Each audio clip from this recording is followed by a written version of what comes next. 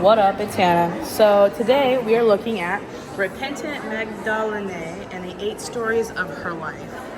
So this is made out of panel. It was made in 1280 through 1285, and this piece is from the Convent of the Santissima Annunziata in Florence. So that's where the church.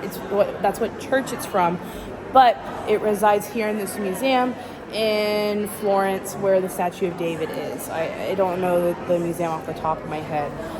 It was made out of panel, and this was made through 1280 through 1285, which makes this the Middle Ages.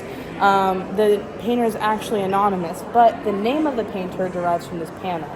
This anonymous master was actually headed one of the most active shops, like art shops, in Florence between 1265 and 1290.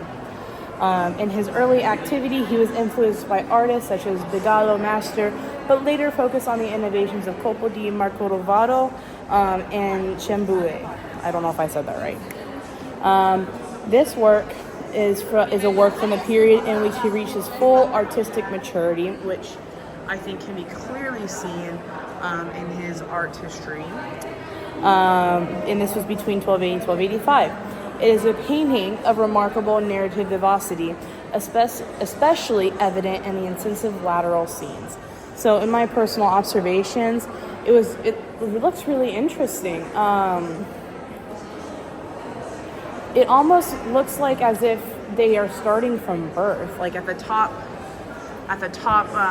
left, you can see that it looks like it's Jesus Christ right there, and that kissing her feet maybe.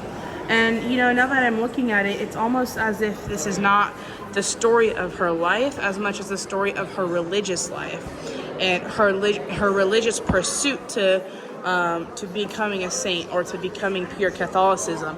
So, like, you see her kissing Jesus's feet, and then it looks like she goes into the process of saints.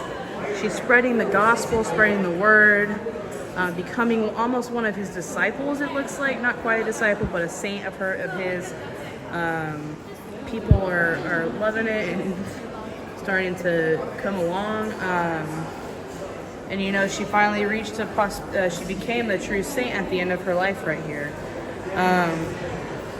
I thought it was interesting, the anatomy of her feet. They're a little interesting. And I'm wondering what this actually says. I might Google Translate after this. I don't know if this is in Latin or if this is in Italian, but I'm curious to see what it says. But overall, beautiful painting in the Middle Ages.